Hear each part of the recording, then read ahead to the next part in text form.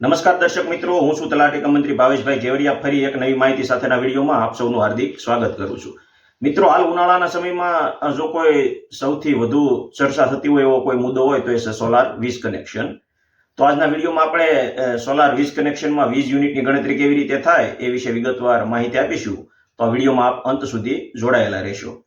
મિત્રો, જે આપણા ઘર અથવા તો ઉદ્યોગના સ્થળે સોલાર પ્લેટ ફિટ કરી અને કનેક્શન લેવામાં આવેલ હોય છે, તો દિવસ દરમિયાન સૂર્યપ્રકાશની હાજરીમાં જ્યારે આ સોલાર પેનલો છે એ જે વીજ યુનિટનું ઉત્પાદન કરે છે, એ સૌપ્રથમ આપણા ઘરના જે વીજ ઉપકરણો હોય છે એનો ઉપયોગ એમાં થતો હોય છે.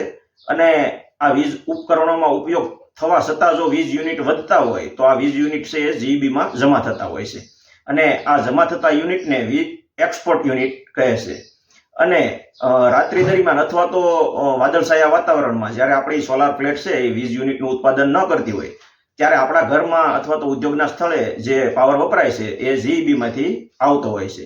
અને આ જીઈબીમાંથી આવતા પાવરમાં જે યુનિટો વપરાય એને ઇમ્પોર્ટ યુનિટ કહે છે. તો વાત કરીએ કે આ સોલાર મીટર છે એમાં બિલની ગણતરી કેવી રીતે થાય છે. તો જે import unit minus export unit બરાબર નેટ યુનિટ.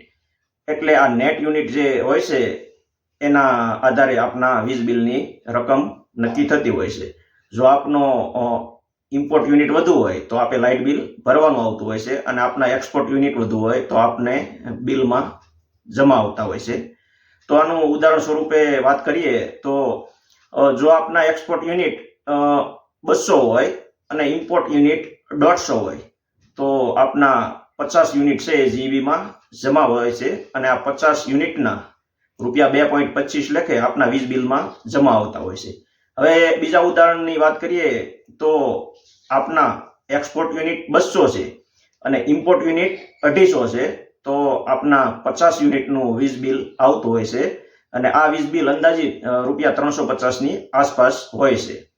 તો મિત્રો, આ જે વીજ બિલ છે એ જમા અથવા ઉધાર થતા થતા જ્યારે વર્ષ પૂરું થતું હોય છે, નાણાકીય વર્ષ, ત્યારે બાદ જે રકમ ભરવાની અથવા તો જમા આપવાની હોય છે એ જીઈબી દ્વારા આપના બેંક ખાતામાં જૂન અથવા તો જુલાઈમાં જમા આપવામાં આવતી હોય છે. તો મિત્રો, આપને આ માહિતી ગમી હોય, ઉપયોગી લાગી હોય તો આ વિડીયોને આપ શેર કરશો, જેથી બીજા લોકો પણ આ માહિતીથી વાકેફ થઈ શકે. તેમજ જો આપ અમારી યુટ્યુબ ચેનલ ગુજરાત હેલ્પલાઇનમાં નવા હો અને હજુ સુધી ચેનલને સબસ્ક્રાઇબ કરેલ ન હોય તો અત્યારે જ આ ચેનલને સબસ્ક્રાઇબ કરશો,